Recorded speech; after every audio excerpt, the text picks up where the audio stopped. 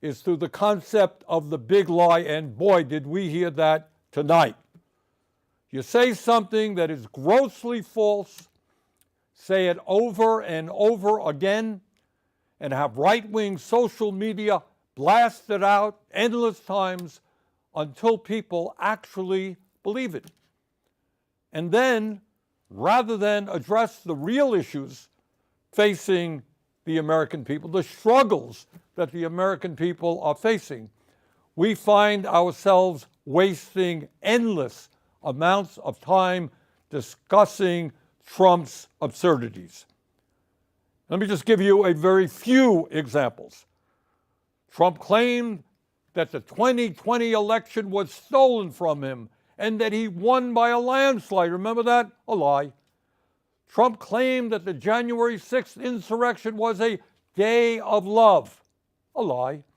Trump has claimed that millions of undocumented people voted and do vote in American elections. A lie. Trump has claimed that climate change is a hoax originating in China. A lie. Trump has claimed that Ukraine started the horrific war with Russia. A lie.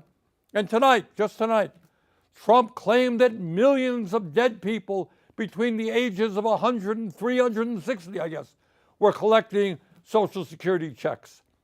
And that is an outrageous lie intended to lay the groundwork for cuts to Social Security and dismantling the most successful and popular government program in history. So let's be clear about that. Well over 99% of Social Security checks are going out to people who earned those checks. 70 million Americans. Nobody who was 150 years old or 200 years old or 300 years old is receiving Social Security checks. And on the lies go. Now, the purpose of all of this lying is not just to push his hateful right-wing ideology. It is not just to try to divide us up. It is more than that. It is a masterful effort, and you saw that tonight, to deflect attention away from the most important issues facing the people of our country. Issues that Trump and his billionaire friends do not want to address because it is not in their financial interests to do so. Trump gave his State of the Union speech tonight. But if you listen closely, that speech had very little to say about the State of the Union, about what is really going on in our country, especially for working families. Trump spoke for over 90 minutes, although I must confess it seemed a lot longer than that, and he almost completely ignored the issues that are keeping working people up at night as they worry about how their families are going to survive in these very tough times. And I will tell you exactly why Trump had very little to say about the real crises facing the working class of this country. Think back 6 weeks ago when Trump was inaugurated for his second term as president, just 6 weeks ago. Standing right behind him were the three wealthiest men in this country, Mr. Musk, Mr. Bezos, and Mr. Zuckerberg. And standing behind them were 13 other billionaires who Trump had nominated to head major government agencies. Many of these same billionaires, including Musk, were in the Capitol tonight listening to that speech. In other words, it is there for all to see. The Trump administration is not hiding it. The Trump administration is a government of the billionaire class, by the billionaire class, and for the billionaire class. Notwithstanding some of their rhetoric, this is a government that could care less about ordinary Americans and the working families of our country. My friends, we are no longer moving toward oligarchy. We are living in an oligarchic society. Now let's take a moment and try to escape from Trump's parallel universe, the universe that you heard tonight. And let's do something really, really radical. Let's actually take a hard look at the problems that Americans are facing. Today, 60% of Americans are living paycheck to paycheck. Unlike Trump, I grew up in a family that lived paycheck to paycheck, and I know something about that reality. It means that every day, millions of Americans worry about how they're going to pay their rent, pay for childcare, pay for a doctor's visit when they get sick. They worry about what happens when their car breaks down and they can't afford the $1,000 it costs to get it fixed. And what happens when they can't get to work because they don't have a car. They worry about how they can afford to buy healthy food for their kids when the price of food is off the charts. Funny? I heard Trump speaking for 90 minutes tonight. I didn't hear one word from him about the economic reality facing 60% of our people, or the enormous stress that they are living under. 90-minute speech, not one word about the economic reality facing American workers. But that's not all. Today in America, everyone knows that our healthcare system is broken. It is dysfunctional, and it is outrageously expensive. We remain the only wealthy nation on earth not to guarantee health care for all. Mr. President, you really want to make America great again? Then make sure that every American, regardless of income, can go to a doctor or a hospital and not worry about how they're going to pay the bills. President Trump, health care is a human right. I didn't hear one word from you. Not one word.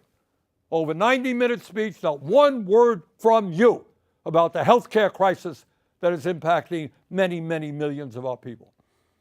Nor did I hear you say why we pay by far the highest prices in the world for prescription drugs, sometimes 10 times more than the people in other countries, and why 1 out of 4 Americans are unable to afford the prescriptions their doctors prescribe.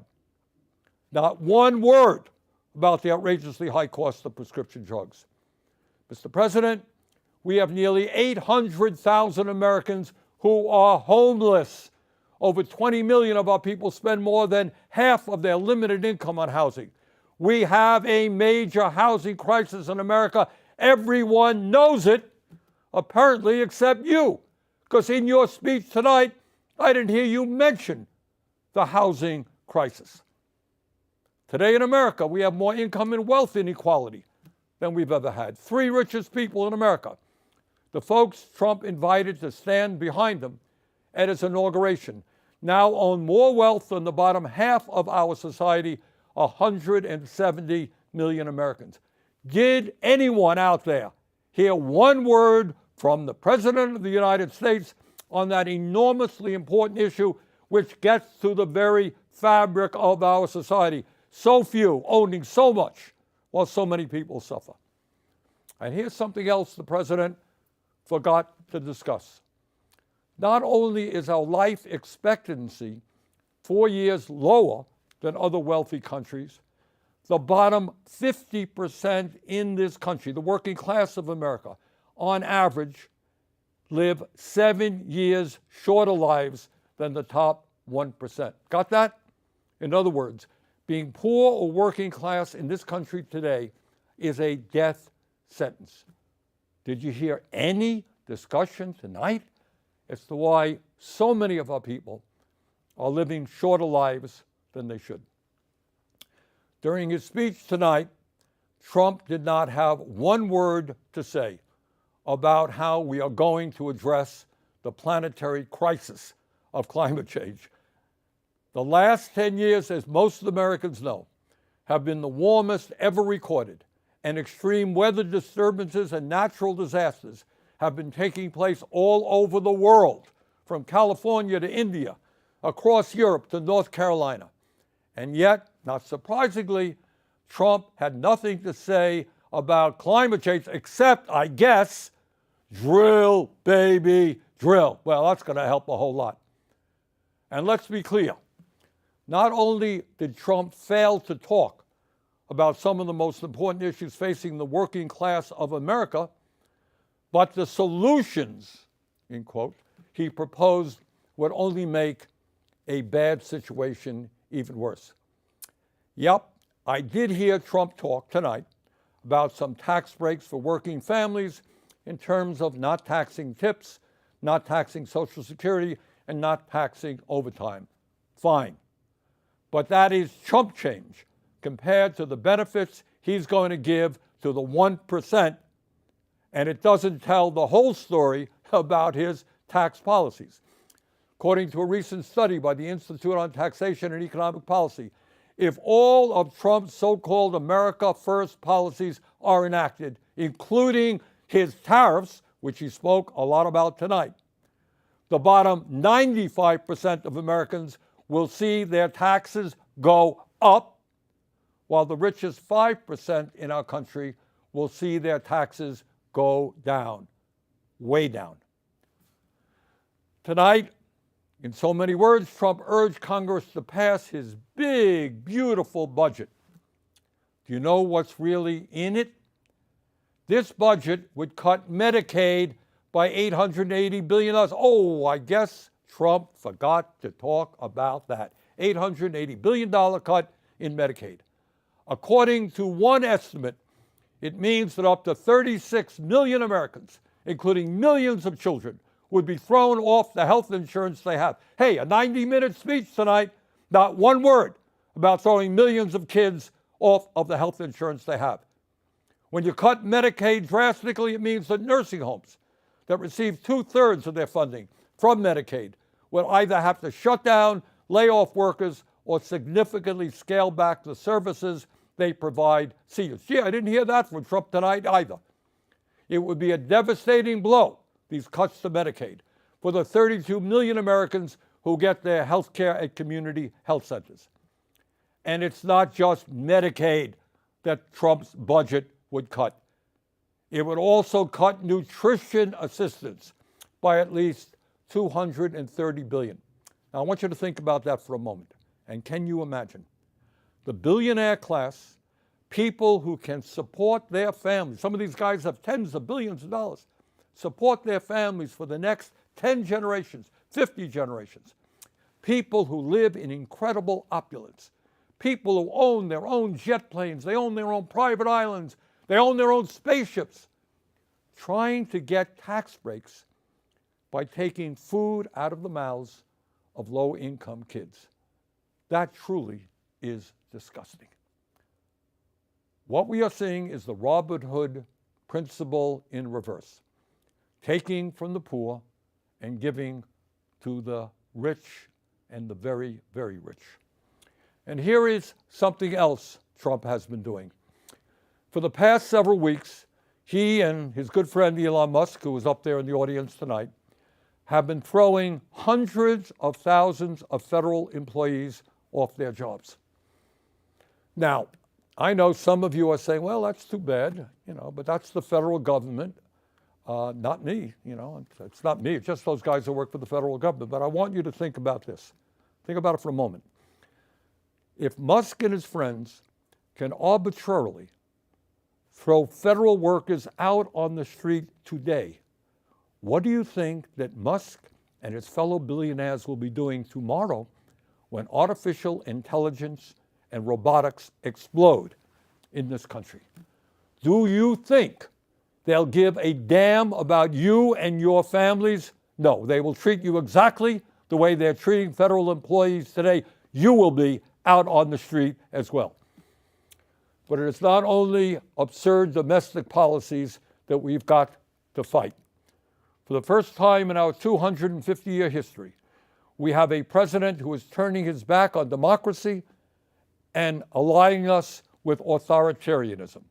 No, we must not abandon the people of Ukraine who were invaded by the Russian dictator Vladimir Putin. We must always stand for democracy, not dictatorship. Let me be very clear. Regardless of where Trump is taking this country, here's what I think and what I believe the American people want us to do. They want us to end a corrupt campaign finance system. Well, golly gee, I didn't hear Mr. Trump talk about that tonight.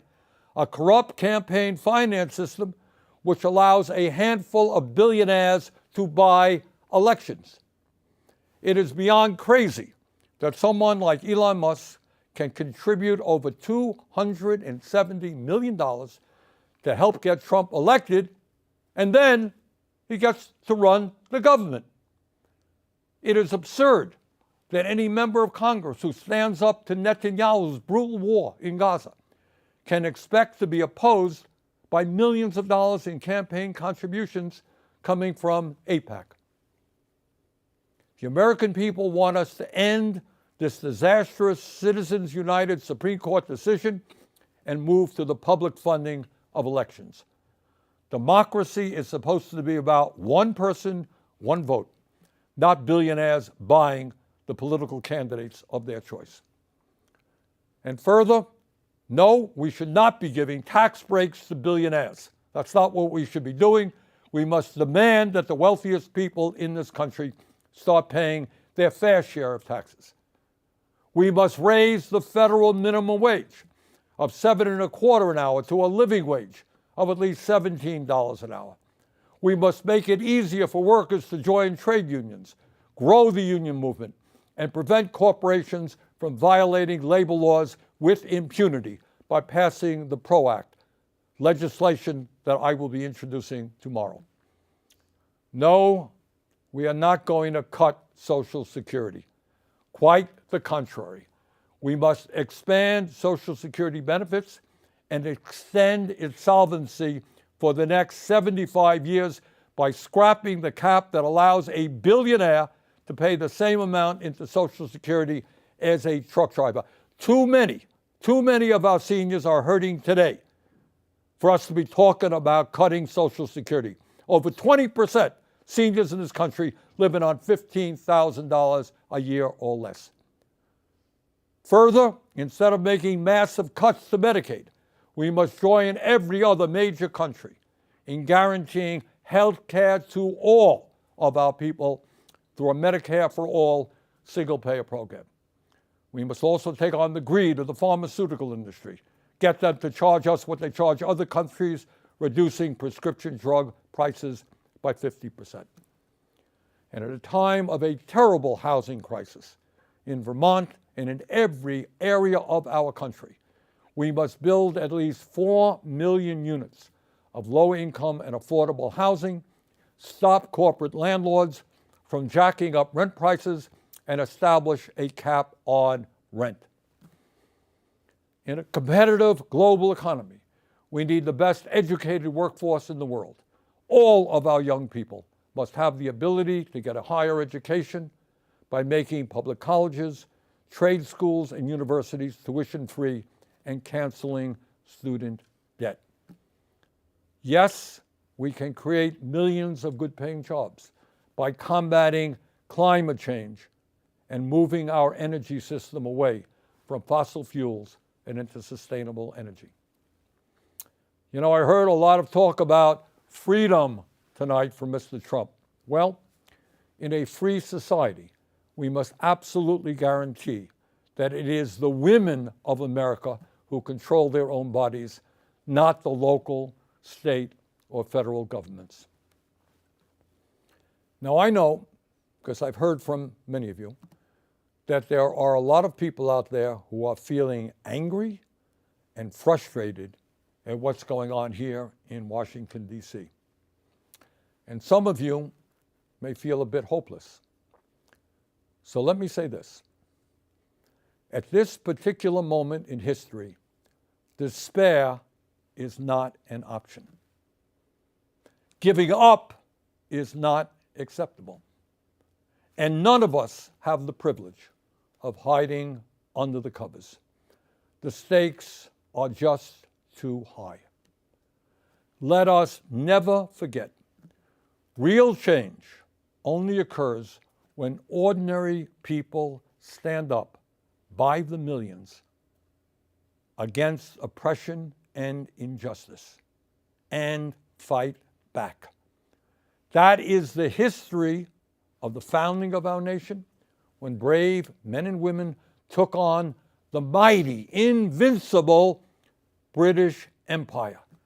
It is the history of the abolitionist movement, the history of the labor movement, the history of the civil rights movement, the women's movement, the environmental movement, and the gay rights movement. Yes, I know. The oligarchs are enormously powerful. I deal with them every day. I know that. Yes, they have endless amounts of money. Yes, they control our economy, and they own much of the media. They have enormous influence over our political system. But from the bottom of my heart, I am convinced that they can be beaten. If we stand together and not let them divide us up by the color of our skin, or where we were born, or our religion, or the language we speak, or our sexual orientation. If we bring our people together around an agenda that works for the many and not just the few, there is nothing in the world that can stop us. We can win. We will win. Let us go forward together. Thank you all very much.